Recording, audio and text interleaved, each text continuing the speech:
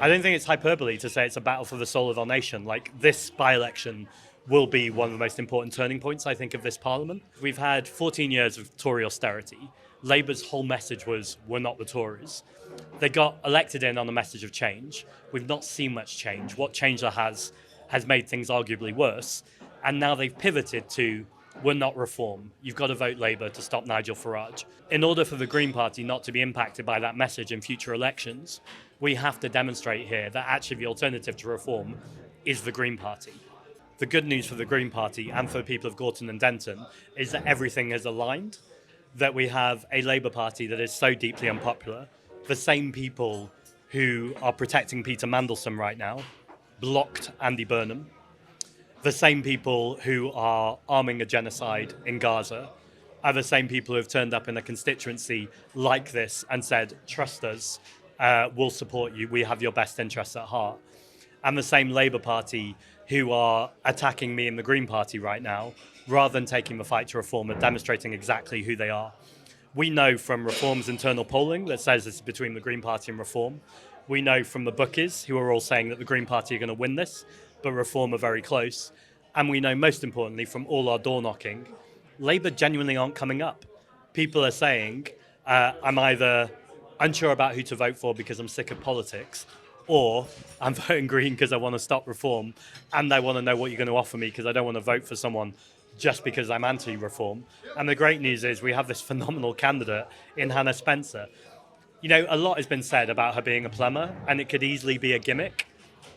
I think it's really important. I think when you look at the people who are in Parliament, to have someone who knows the value of work, who's literally training to be a plasterer, who, I don't think I'm revealing too much, but when she was selected as a candidate, her first concern was that she might not be able to finish her college course to be a plasterer because she's genuinely doing something that matters to her. And now she's balancing that with being a candidate who's suddenly thrust into the national spotlight. That's exactly the kind of people we need in politics in a time of such hate and division, to be this beacon of hope. I think that's incredibly important. Often when you have these national stories like Peter Mandelson, it's in circulation with the papers, the TV, the commentariats talking about it, the political classes talking about it. People like you and I obsess over it, but actually you canvass or you do a vox pop or you speak to a forum of small businesses, either people haven't really heard about it or they don't care. Is this different? And obviously the recency of the story is a part of that as well. Is Mandelson somehow seeping into the wider consciousness, and are people relating that to the integrity or lack of it with Keir Starmer? It'd be easy for the Green Party to make hay of this whole scandal, but actually I genuinely believe what I said on Newsnight, which is actually I think this is awful for politics. I think people already mistrust politicians no matter who you are and what party you're coming from.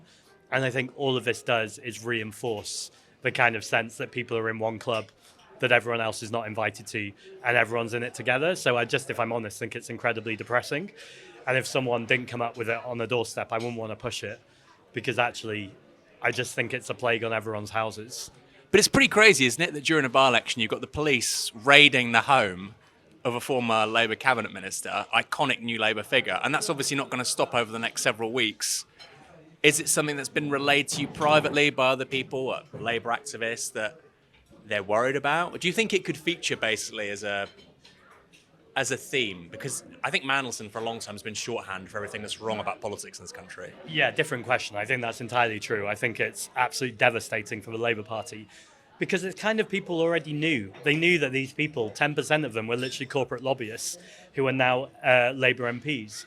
People knew that when Peter Mandelson was appointed, it was only to whisper in Donald Trump's ear, and because Keir Starmer wanted a closer, quote-unquote, special relationship with a man who is increasingly unpredictable and unhinged.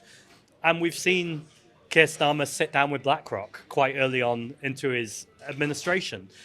It's not like he's tried to be implicit about those stuff. He's kind of worn proudly as a badge, look how close I am to corporate interests and big business. And that seems ludicrous to me.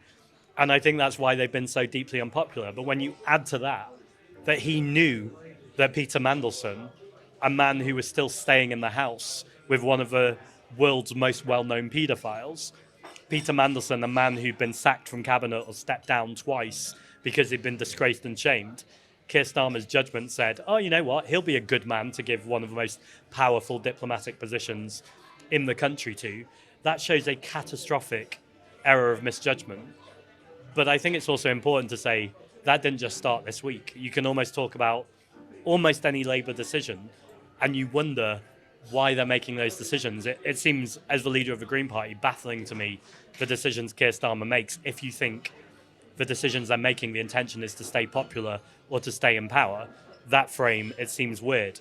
As soon as you shift the frame to these are politicians who have been bought and paid for by oil and gas, arms trade companies, private healthcare companies and gambling companies, their behaviour makes absolute sense. They're doing exactly what they've been paid to do it. They've worn that almost bravely and brazenly, and they don't care if they're unpopular or not, because that's not their point. The point is to do what they've been paid to do. And if that's your frame, you go, wow, they're really successful at what they're doing. They don't seem to be long-term about it, though, because it's quite obvious that in an election they'll be absolutely destroyed. And the danger for the rest of us is that's such an amazing breeding ground for reform to step in and go, see, everything we said is all right, drain the swamp, all Donald Trump's kind of slogans. And you can see how reform can sweep to power. That's really concerning. And that's, again, to come back to where we started, why this election matters so much. Because if you don't hold the line on that, if you don't push back, if you don't offer a tangible alternative that people can really believe in, then we all lose because reform wins. And then the final thing I'd say is, I actually read this online, so it's not even my quote, but if you wanted to design in a lab something to stop reform, you'd probably design Hannah Spencer. And I don't want to dehumanize her in that way. She's an incredible person, and that's what matters. But also the story of a white working class woman who is based in this community, who they have put a right-wing talking head who literally works for GB News. You're like, that's the battle where I fancy our chances.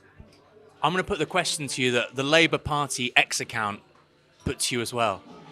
Why didn't you stand? Because you're from this part of the world, more or less, not necessarily this constituency. You're obviously very prominent in the public domain. Did you ever think about it? Is it not featuring in your thinking? Would you stand in a by-election between now and the general election? Will you be a parliamentarian between now and 2029?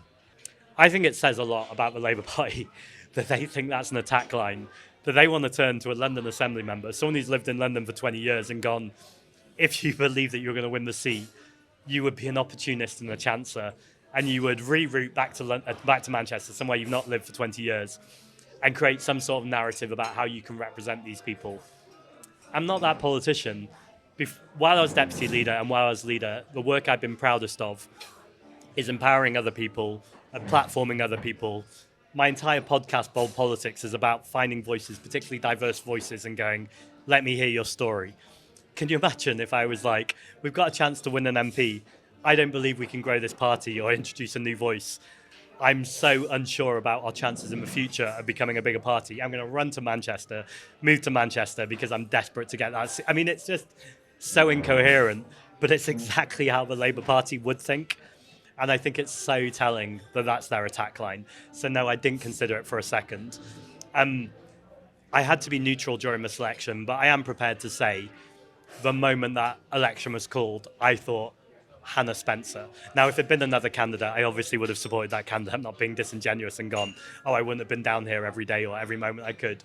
But it was very obvious to me what could and should happen next. And I'm delighted we're on that road.